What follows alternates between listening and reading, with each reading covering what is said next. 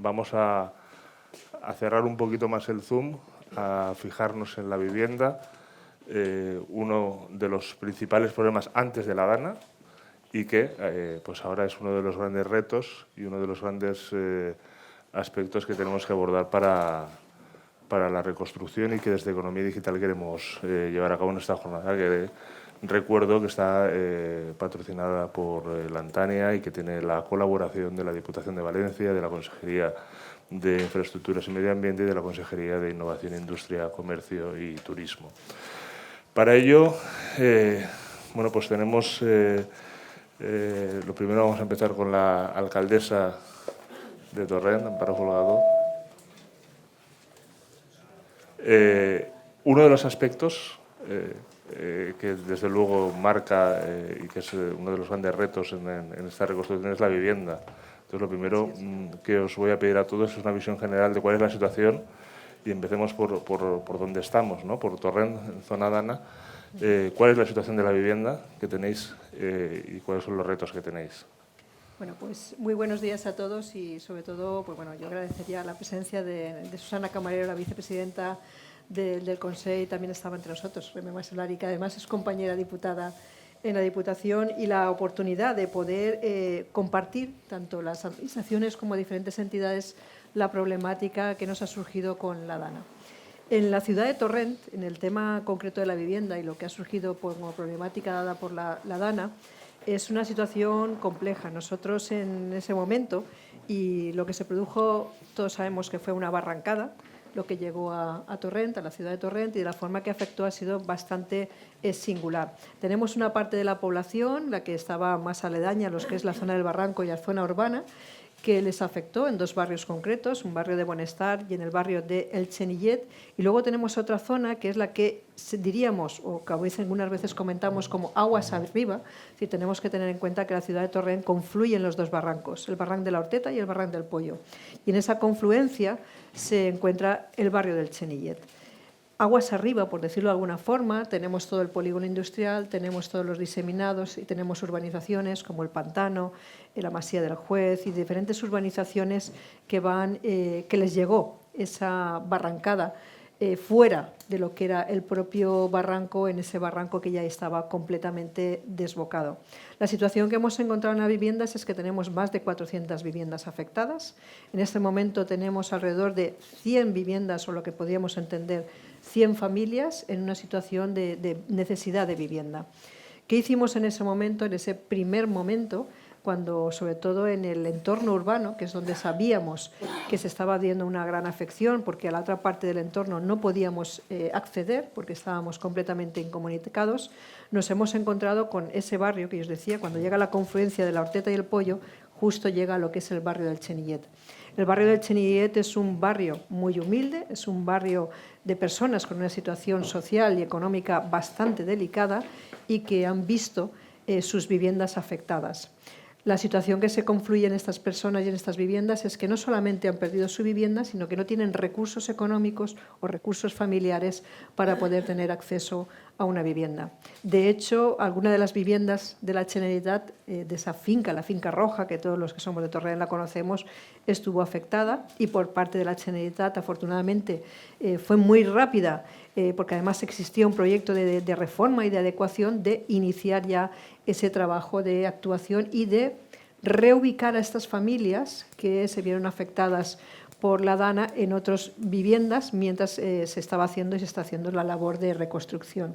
Pero en todo lo que es esa franja del Chenillet nos hemos encontrado con viviendas de personas y en una situación muy precaria y muy humilde que la han perdido, y lo han perdido todo.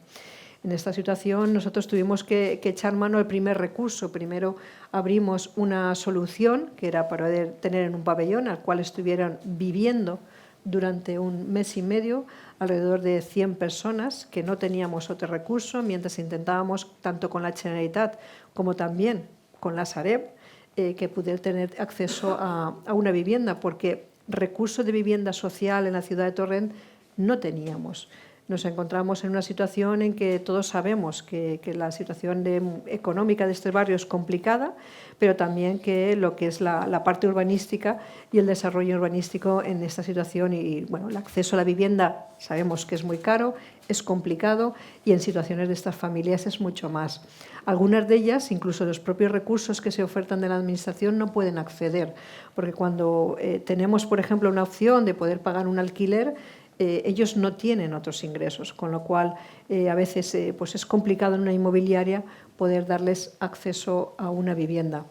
Y en este sentido es importante, ¿no?, el trabajo que se está haciendo por parte del Ayuntamiento de Torrent en coordinación con la Generalitat, en coordinación de poder ofertar recursos que ofrece la Generalitat para dar solución a estas viviendas, pero también en la petición casi diaria de tener acceso a las viviendas de la Sareb.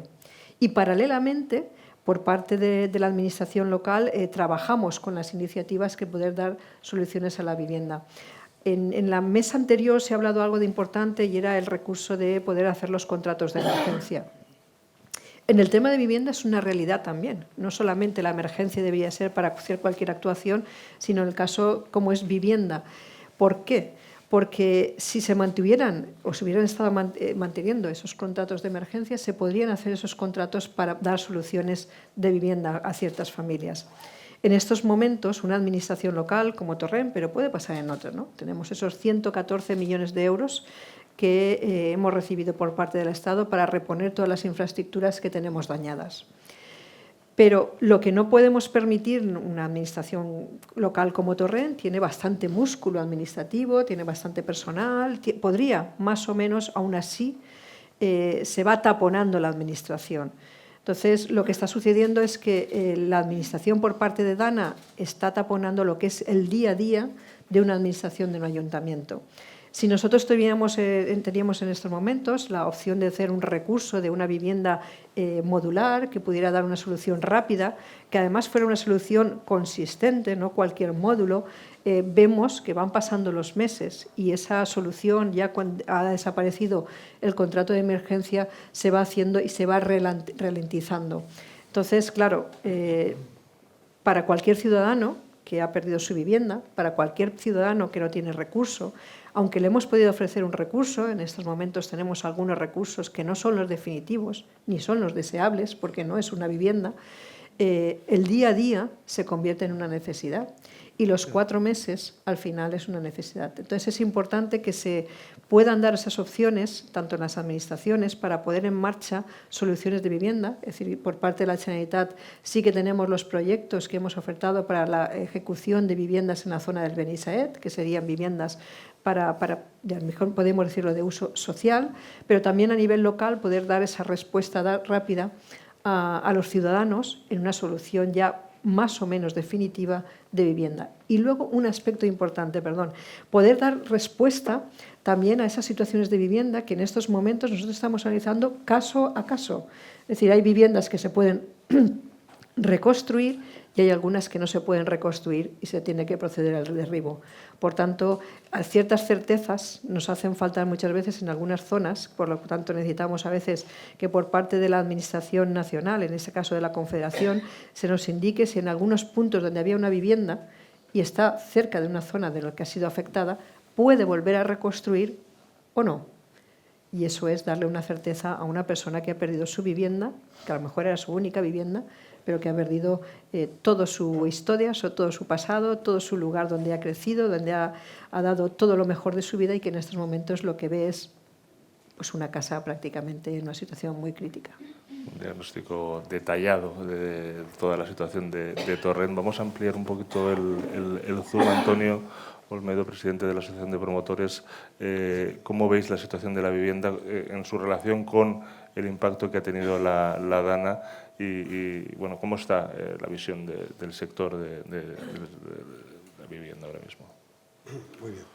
En primer lugar, buenos días, muchas gracias y agradecer la presencia de la vicepresidenta y de la alcaldesa de Torrente.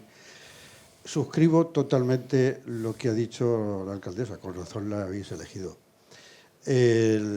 Porque ha puesto el foco muy bien en relación a diferentes aspectos que quiero comentar y me va a permitir. partiendo de que lo peor que hemos tenido ha sido las pérdidas humanas, la situación de la vivienda es muy dura.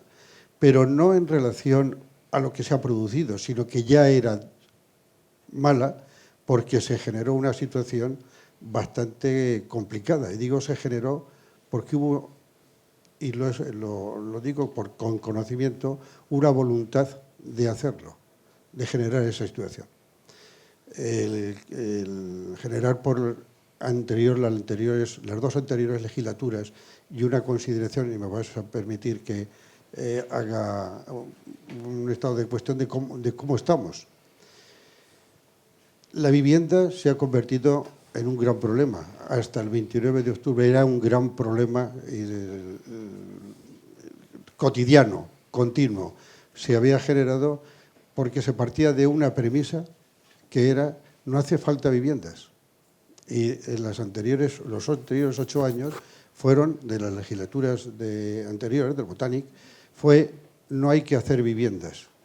Lo que hay que hacer se partió de un mantra en España hay 28 millones de viviendas, hay 5 millones vacías, luego la solución es no hacer y ocupar. Esa era la gran máxima. Para eso, aquí en la Comunidad Valenciana, se legisló, se hicieron 2 leyes de vivienda, o sea, 2 normas con rango de ley, más luego 9 decretos ley que imposibilitaron hacer viviendas. Y esa es la situación, y de ahí le reconozco al gobierno actual, a la labor que está haciendo desde la vicepresidencia y la consideración y la ubicación de vivienda con asuntos sociales, porque era un gran problema, y lo perciben, es un gran problema, porque no hay viviendas, no hay oferta. ¿Qué es lo que sucede ahora con la DANA? Que se agudiza mucho más esa situación. Y hay que partir de que los cambios normativos, vivimos en un Estado de Derecho y hay que cumplir las normas. Hay que, por suerte, todos confiamos en ese Estado de Derecho, pero las normas hay que cumplirlas. Y ahora mismo tenemos esas 2 leyes y esos 9 decretos que en la actuación que está teniendo el Gobierno los va modificando.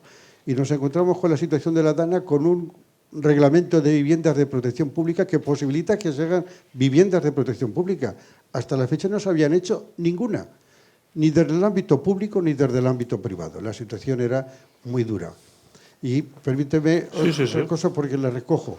Es necesaria la industrialización de viviendas y acometer una emergencia, y lo que estamos diciendo, hay emergencia y hay que hacer, cumpliendo los códigos técnicos, pero dejándolos a lo mejor legalmente aparcados para esta situación pero tener viviendas industrializadas que se puedan dar cobertura en 2 ámbitos, a los que la necesitan porque en esa situación de necesidad tiene que ubicarse, y también a un problema que es de migración que se tiene que hacer frente.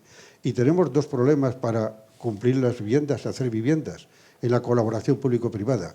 Mano de obra, formación, porque es fundamental, que es que nos vamos a encontrar con que no se van a poder hacer, va a colapsar, y es una situación ahí muy complicada. Y después regular 2 ámbitos, que ha habido 2 decretos muy importantes que los han desarrollado ahora, que es en relación a la ley de la huerta y el PAD de la huerta, y en relación al urbanismo. Las tramitaciones rápidas de esas ubicaciones y reubicaciones de viviendas y de polígonos y parques empresariales, porque no se podrán hacer y ubicar en el mismo sitio. Hay muchos parques empresariales que se hicieron en los años 50, 60, que se tendrán que reubicar. Me estás pidiendo prisa, pero... No, yo lo que tengo claro es que hemos acertado en la temática. Es decir, hay muchas cosas que contar y estáis todos con un volumen de información muy interesante de compartir. Y ahora vamos al siguiente paso. Lo digo porque me imagino que esto ya. Según el informe del BBVA, las viviendas afectadas son 76.000.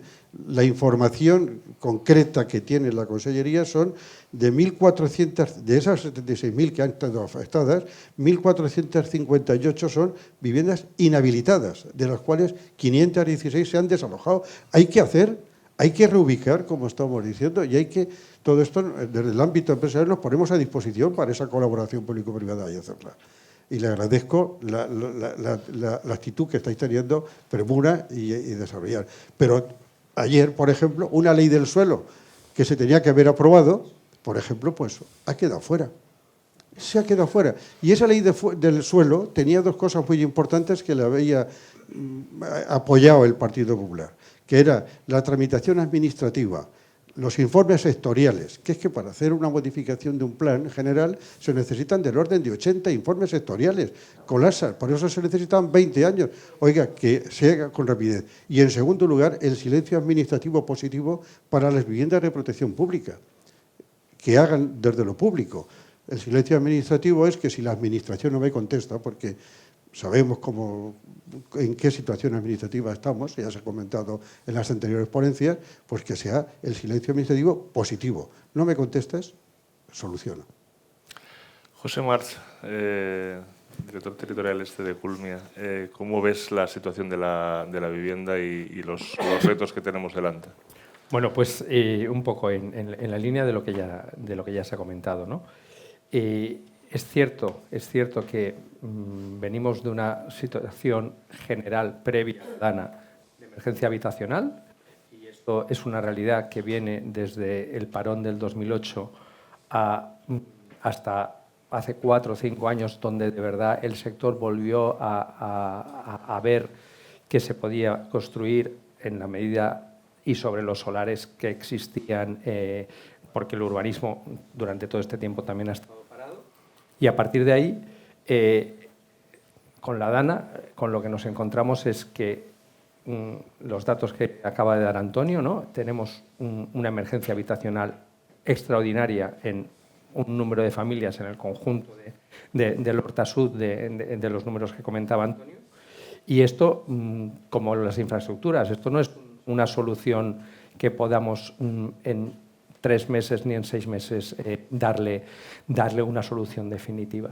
Pero en la línea de lo que venimos comentando, lo que sí que es cierto es que lo que nosotros estamos viendo desde el sector privado es un interés por parte, en este caso de la Consellería, de buscar soluciones en vivienda industrializada, donde ya me consta que ha habido conversaciones y que están trabajando en analizar diferentes tipologías de vivienda industrializada para soluciones muy puntuales, para soluciones evidentemente que tienen que ser sobre solares existentes, solares disponibles, que deberían pertenecer a la Administración.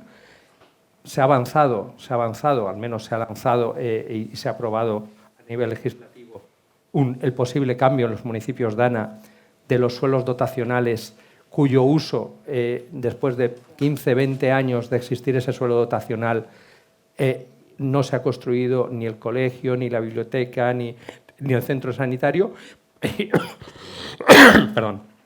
Y que en muchos casos, además, esos suelos dotacionales que vienen de urbanismos previos no sirven para el fin en el que están pensados, y ahora tenemos una herramienta autonómica para que los ayuntamientos puedan modificar el uso de esos suelos para construir vivienda.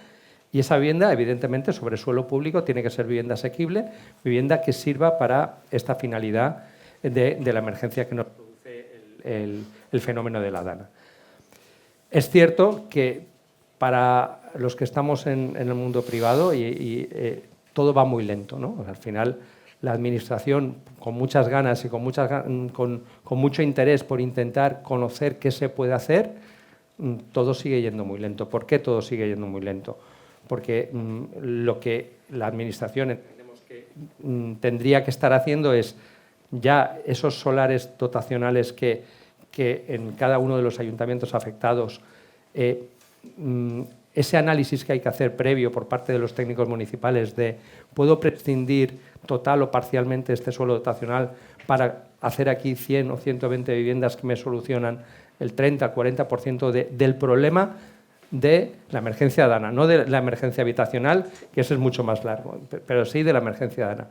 Creemos que eso, la Administración, lo comentaba Amparo, al final, por el efecto DANA también se va colapsando y no hay formas de hacer, ¿no? Desde el sector privado, lo que sí que le hemos ofrecido a la Administración y estamos trabajando es en intentar también generarle ideas e inquietudes de decir, oye, pues pues mira, analizando este municipio, aquí nos encontramos con estos 40 suelos dotacionales, poneros a trabajar en ver realmente si se puede prescindir de 2, de 3, de 4, y ahí se puede generar un proyecto. La segunda parte de esto también es la financiación, es decir, al final, ¿vale? Si conseguimos ya tener suelos sobre los que generar viviendas de una forma dentro del paraguas de la emergencia, la financiación de esto solo puede ser o con recursos públicos, porque en los gobiernos, sobre todo nacional, se habla mucho del problema de la vivienda, pero recursos públicos no se están metiendo en vivienda. Pero si no es desde los recursos públicos, si tiene que ser en colaboración público-privada, ahí al final nosotros lo que desde el mundo privado, y estamos con más de 4.000 viviendas de alquiler asequible en España en estos momentos, lo que sí que le tenemos que pedir a la Administración es una rentabilidad. Lo que la ciudadanía tiene que entender es que si alguien fabrica 100, 200, 300 viviendas en un municipio y las pone al servicio de la Administración en alquiler asequible, pues evidentemente los números tienen que salir y el capital con el que se financian estas obras.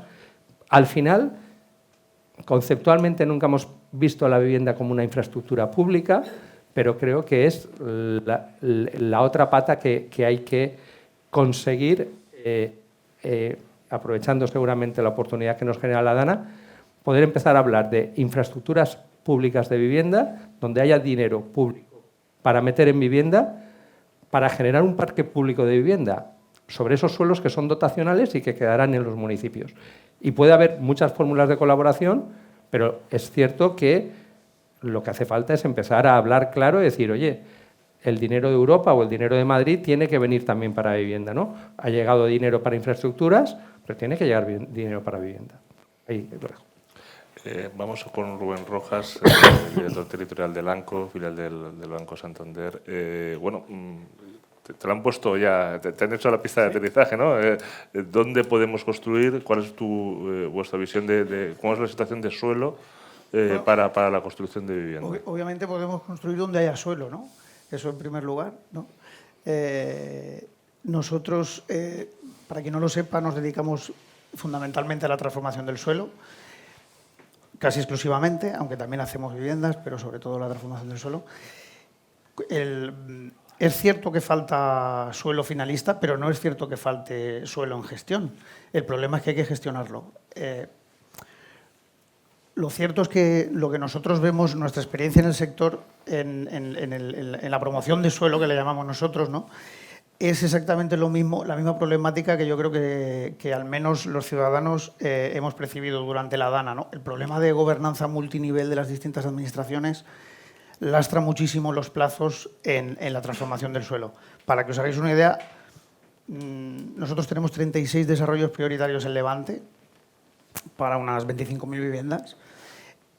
Solamente para hacer... O sea, todavía no hemos empezado las obras de urbanización en ninguno que hayamos empezado hace 5 años, que es cuando arrancó el proyecto, ninguno. Sí que hemos hecho obras de urbanización en sectores que ya tenían planeamientos aprobados y que faltaba quizá el proyecto de urbanización y de reparcelación. Pero ninguno de los que empezamos desde el principio, 5 años después, hemos podido comenzar todavía obras de urbanización, que es previo a las de edificación. ¿Cuál es el problema fundamental? Pues también en los planeamientos parciales, y no solo en los generales, hay diversidad de administraciones que tienen que opinar, diversidad de servicios dentro de una misma administración que tienen que opinar. No hay ningún órgano único, que esto es un lastre absoluto, no hay ningún órgano único con rango por encima de los intervinientes que tenga capacidad de obligar a que en un plazo pues muy razonable, no sé, desde que se disponga del plan parcial de turno, del plan de reforma interior, en 3 meses sea capaz de aglutinar a todas las administraciones para que informen al respecto, incluso de manera coordinada, porque los cambios que supone los requisitos que te ponga una administración a lo mejor lo hace incompatible con lo que necesita la de carreteras. Ese órgano único no existe. Nosotros el silencio positivo consideramos que no funciona por una razón muy sencilla. Es decir, que en las licencias puede que sí, pero desde luego en el urbanismo no. Porque por mucho que un informe de la Confederación o de las Carreteras o de Adif o de quien sea llegue extemporáneo un año después, es impensable que no lo vayas a tener en cuenta y no vayas a adaptar el planeamiento a aquel informe que llegó un año y medio después, porque la inseguridad jurídica que genera es brutal y si ya vas a estar 10 años en tramitación, solo te falta que no le hagas caso al informe de turno, aunque te llegase 2 años después, para que te tumben todo el trabajo de 10 años, ¿no? Entonces, nosotros pensamos que hay un problema de gobernanza en ese sentido y que es clave para agilizar la transformación del suelo, que además, a nivel de recursos económicos, lo que es la transformación en sí, hasta que no empiezan las obras de urbanización, es muy barato, que digo yo. O sea, es tremendamente barato. No debe verse con el mismo ciclo que se ve la producción de viviendas, porque la producción de viviendas empiezo y termino en 2 años. Un edificio, bueno, si empiezo a comercializar serán varios más, serán 3 o 3,5 o 4 años, ¿no? Pero la transformación del suelo debe verse como anticíclico. Lo que empieces a transformar hoy a lo mejor tardas 15 años. No hay que parar, no hay que parar. Debe ser flexible porque tardas mucho tiempo. El planeamiento está en el siglo XIX y la sociedad cambia al ritmo del siglo XXI. Debe ser flexible, pero no debe pararse. No debe pararse porque ya decidirás cuando tengas todo aprobado si empiezan las obras de urbanización o no, porque en ese momento sea necesario o no. Pero, y ese prisma no se vio desde la crisis. Ha costado muchísimo empezar otra vez a planificar, porque al final el planeamiento y el urbanismo es planificar. Ha costado mucho y básicamente bueno, esa es la problemática que nosotros vemos en la producción de suelo. Empezando por ese larguísimo plazo, Rubén, sí que me gustaría preguntarte, bueno, pero ahora hemos tenido una DANA. Es decir, está claro que los proyectos hace 5 años todavía no se han concretado, pero ha habido un elemento que ha cambiado el territorio. Entonces, ¿cómo veis vosotros la posible generación de suelo teniendo en cuenta la circunstancia que hemos vivido? ¿Cómo puede cambiar las ubicaciones, las zonas, las dimensiones de los proyectos? ¿En qué medida ha cambiado y podemos reorientar la generación de suelo después de lo ocurrido? A ver, nosotros pensamos que obviamente hay zonas que se conocía que son inundables, hay muchísimas ciudades, casi todas las ciudades están junto a ríos y junto a zonas inundables. Las infraestructuras para evitar que un sector sea inundable o no yo creo que son supramunicipales, lo han estado comentando antes los ponentes anteriores, además lo han explicado muy bien. Y evidentemente en el ámbito estricto de un sector, que es una unidad pequeña de crecimiento de la ciudad, pues puedes tener medidas. Obviamente puedes prever unas medidas mitigadoras, ¿no? Y debes preverlas. Pero la suprainfraestructura debe ejecutarse también, obviamente. Si no, no podemos actuar a ese nivel, solo puede actuar la Administración. Sí, Antonio. Si me permites, se ha desarrollado un decreto que es muy importante, ahora en enero, perdón.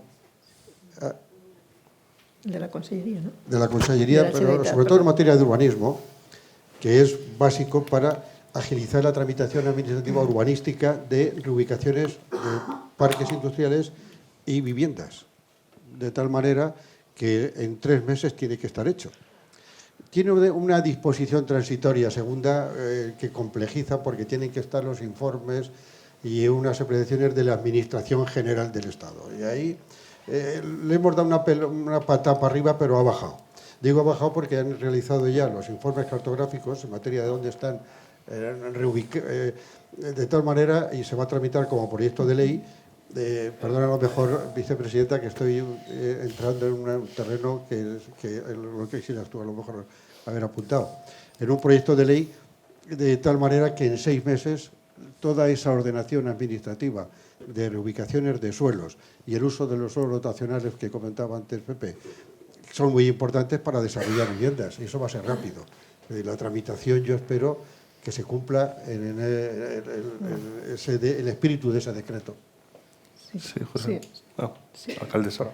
Sí, nosotros en ese sentido en Torrent, y yo creo que también en parte por ese decreto que hizo la Generalitat el 30 de diciembre, pero sobre todo lo que antes decíamos de esos contratos de emergencia, nosotros nos ha permitido hacer un contrato para hacer ese cambio del planeamiento urbanístico. Vista la realidad, es decir, queremos avanzar ya, si está hecho ya ese proyecto, está en marcha, del cambio del planeamiento urbanístico, y en vistas a lo que ha sucedido en las zonas que hemos tenido inundables, ver qué opciones podemos tener, qué opciones de suelo podemos tener en disposición y ponerse en marcha. Hemos comentado antes que a veces pues una reforma del plan urbanístico, pues llevamos prácticamente, yo creo que en Torrent, más de 20 o 25 años, pero en estos momentos necesitamos esa actuación urgente y eso es lo que hemos puesto en marcha, ¿no? Es decir, de alguna forma acelerar en qué puntos de cara a un futuro muy cercano, es decir, no en algo muy lejano, poder dar opciones, ¿no? Pero tener también esas certezas más cercanas y más rápidas, que son las que nos apremian más en estos momentos, en las necesidades de muchos torrentinos de tener una solución de vivienda, ¿no? Que sea una solución de vivienda para el momento, pero que demos respuestas para el futuro. Yo recuerdo hace unos meses o unas semanas, pues uno de los vecinos en algún pleno nos decía, hombre, queremos pisos ya. Yo digo, ¿qué más quisiera yo? Pero todos sabemos que una vivienda, una construcción, como mínimo no te la quita nadie 2 años, ¿no? Y yo les decía, vosotros lo que queréis es algo ya, por lo tanto necesitamos que buscar una solución para ya, no para 2 años, que también, porque posiblemente esa será la definitiva, la de que vosotros podéis tener un acceso muy normalizado, mucho más tranquilo, pero las situaciones que nos hemos encontrado en algunos municipios es esa necesidad apremiante de tener una respuesta de vivienda, ¿no? Incluso de algo que yo creo que también es significativo. No solamente unas personas han perdido sus viviendas, no tienen acceso a la vivienda, no tienen recursos para poder acceder a una vivienda, no tienen las capacidades posiblemente de solvencia para acceder a una vivienda, ya ni siquiera en alquiler, y además se ven en una situación en que tienen que derribar lo que era su vivienda. En este sentido, el Ayuntamiento de Torrent se va a hacer cargo de los costes de esos derribos de las viviendas, porque estamos hablando de población que en una situación muy complicada para hacerse cargo de una infraestructura de vivienda que era su casa, que además es un peligro que esté donde está y cómo está. José.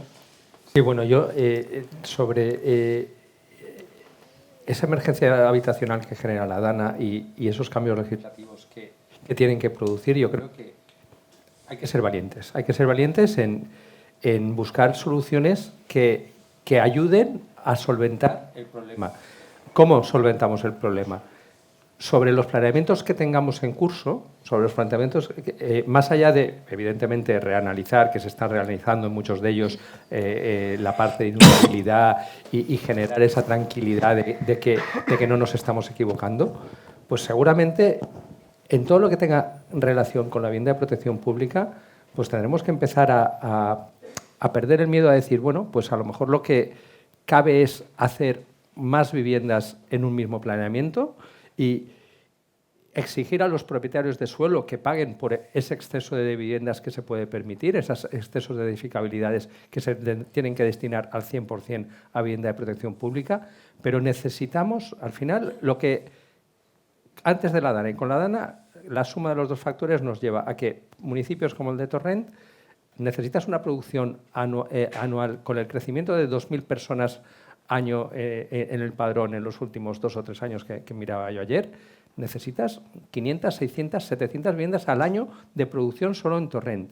Pero eso no es así, necesitas muchas más, porque lo comentaban en la mesa anterior. El área metropolitana es la que es, Valencia no va a poder crecer porque la ciudad de Valencia está prácticamente agotada y la gente ya le ha perdido. En la anterior crisis no ocurrió. En el 2006-2007 no veíamos cómo los de Valencia empadronados allí compraban fuera. Esto era más raro. Ahora no, ahora ya lo estamos viendo. O sea, está habiendo un boom del área metropolitana en vivienda porque la gente de Valencia se va a desplazar al área metropolitana, con lo cual aquí se van a necesitar, no sé si son 800, 1.000 o 1.200 viviendas al año.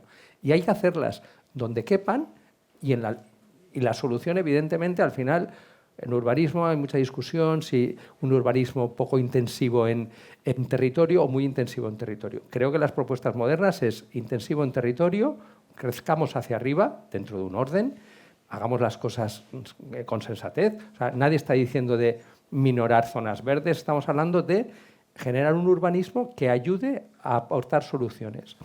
Otro aspecto, y aquí el ejemplo del Ayuntamiento de Barcelona. El Ayuntamiento de Barcelona ya hace un tiempo, en vivienda de protección pública, dijo, oye, en ciudades si pensamos en ciudades 15-15 y pensamos que además el mundo de la movilidad ha cambiado, vamos a perder el miedo y no exijamos hacer grandes garajes. O sea, un garaje por vivienda en la sociedad del siglo XXI con un área metropolitana bien conectada, la gente joven sobre todo, le ha perdido la necesidad de tener un coche con 18 o 20 años.